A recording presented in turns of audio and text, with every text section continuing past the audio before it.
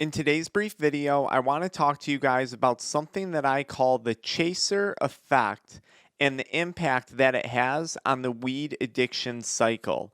If you're new to the channel, my name's Dr. Frank. I'm the founder of Addiction Mindset recovery coaching programs, which are dedicated to helping people quit nicotine, THC, energy drinks, and adult media content, substances that I once struggled with. You can learn more about our freed and paid programs in the video description in the pinned comment. Check that out at the end of today's video, okay? So, the cycle of weed addiction, once you've acknowledged that you have a problem with weed and you acknowledge that you have an addiction to it, kind of looks something like this. You're going through it, you're smoking weed, and you say to yourself, okay, I need that moment, that thing to pull me out of this addiction trap, this cycle. And you're waiting to either hit rock bottom or you're waiting for that really, really good moment to come along in life. So rock bottom could be getting a DUI, it could be getting arrested, it could be losing your job, losing, a loved one in your relationship, getting kicked out of your house. Or you're hoping my life is going to change when I get that new job because I'm miserable at this job. Or my life is going to change when I get that new relationship. My life is going to change when I move from my apartment into my first home or into a better home than I'm in right now. So when you're stuck in the cycle of weed addiction, there's a good chance that you're looking for one of those two things to happen to pull you out of it. And then some time goes on and you realize, I got the new job, I got the new girlfriend, I got the new boyfriend, whatever it is. And I'm still here, I'm still addicted. Or you hit rock bottom just to learn that there was a trap door and there's another rock bottom waiting for you not too far beneath the rock bottom that you just hit, and nothing changes. So then you come to this grand realization one day, and this is a big realization, that you are going to be the one who has to change it. It's not going to be some big experience, some big event that's going to suck you out of weed addiction. You're going to have to be the one to make the change and initiate the change in hopefully other aspects of your life by quitting weed. So you have this epiphany one day, and I had this when I struggled with weed addiction. Nothing's going to come and save me. Nothing's going to change my behavior except for me. So then you change your behavior. You quit smoking weed. And that's a big step. That's a really, really big step. But now there's a little bit more to go. That's not where it ends. You quit smoking weed, and one of two things is going to happen, guaranteed. Something good or something bad. And realistically, for most people, it's going to be a mixture of those two things. Because when we quit an addiction, the only thing that changes in our lives is we're going to have good days and we're going to have bad days. Just now the drug is no longer part of it. And this is where the chaser effect comes into play. So I want to talk about it in terms of relapse when something good happens. So here you are, you've been sober from weed, you got through the withdrawals, and life is going great. Things are going really, really well for you.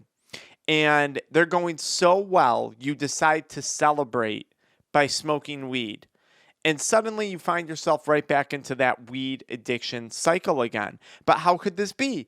You got the job, you got the house, you got the relationship, you got the finances in order. Life was going good. Why did you screw it all up? Well, a lot of this has to do with dopamine, right? There's a really big event, right? You get married, it's your wedding day, and you've been sober for all these years, and you decide to relapse on your wedding day. Why did this happen? Well, there's this big flood of dopamine the day you graduate college, the day you get the job promotion. Big flood of dopamine happens, and your brain says, wait a minute, I want to chase that dopamine with more dopamine. Because in the past, right, you trained your brain to celebrate with weed. You trained your brain to chase good feelings with consuming cannabis. And if you're early on or relatively early on in your sobriety process, you have to realize those patterns are still there. And it's your responsibility to be on guard, to be vigilant for when that thought pops up in your head. Oh, something good happened. I'm just going to celebrate by smoking weed right now. You're trying to chase the dopamine hit with more dopamine. That's what's happening. I was listening to Dr. Lemke, Dr. Anna Lemke, and Andrew Huberman podcast, and I linked this in the video description. And Andrew Huberman, neuroscientist or whatever he is, Stanford professor, he said one of his friends in addiction recovery said, no matter how far you've driven, the ditch is right there on the side of the road. Meaning that no matter how far into your recovery you are, how far into your sobriety you are, you could veer off the road at any one moment. And the person said this was actually a really, really good thing. It didn't scare them that that was the case because they knew exactly where the ditch was and they knew exactly where the indication lines to stay in your lane were. Their only responsibility was to stay in their lane, but they knew where the hazards were. And they said that was very comforting. And I really liked that. So this is step one in identifying one of those hazards. Feeling too good. That natural high, when it really starts to explode, you got to be aware that after that high, there's going to be a come down. And your brain is going to tell you, hey, you're coming down off of that new home purchase, off of that marriage, off of that whatever. Your brain is going to say, go use, go smoke weed. And it's your job to be vigilant and say, no, I've tried this before. I'm not going to fall for it again. Even years after you've remained sober, if you've truly been struggling with an addiction and if your goal is to quit. If your goal is moderation, well, that's different. Okay, the other scenario that you're going to run into is there's going to be an extremely stressful event. A death in the family, the loss of a job, the loss of a relationship, you get in a car accident. Who knows? Bad days are going to happen though. That's a guarantee. And you're going to look to chase those bad days with weed. Your brain is going to say, wow, you've experienced a lot of pain today. And I think I know something that can alleviate that. Even though we know from addiction that addiction just creates more pain. We've talked about that a lot on this channel. You have to remain vigilant on the really good days and the really bad days. The goal is to have balanced days. That's what your body likes. Your body likes balance. And I've talked about this in many of my early videos where my goal day to day is not to fly too high and not to fly too low. I like to be balanced. And when I am flying too high, I always check myself and say, Frank, you're going to come down. And on the come down, it's important that you don't go smoke weed. Or on a day where I'm feeling really, really bad, I'll say to myself, Frank, you're going to snap out of this eventually. And it's important that you don't smoke weed because if you smoke weed right now, you might get sucked into addiction, and who knows how long that's going to go on for. You might not snap out of that next time around. Luckily, I did this time, but I don't know if I got another round in me. I don't.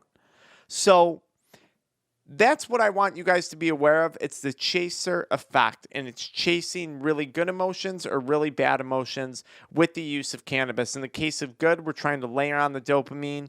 In the case of bad, we're trying to go after dopamine to avoid pain.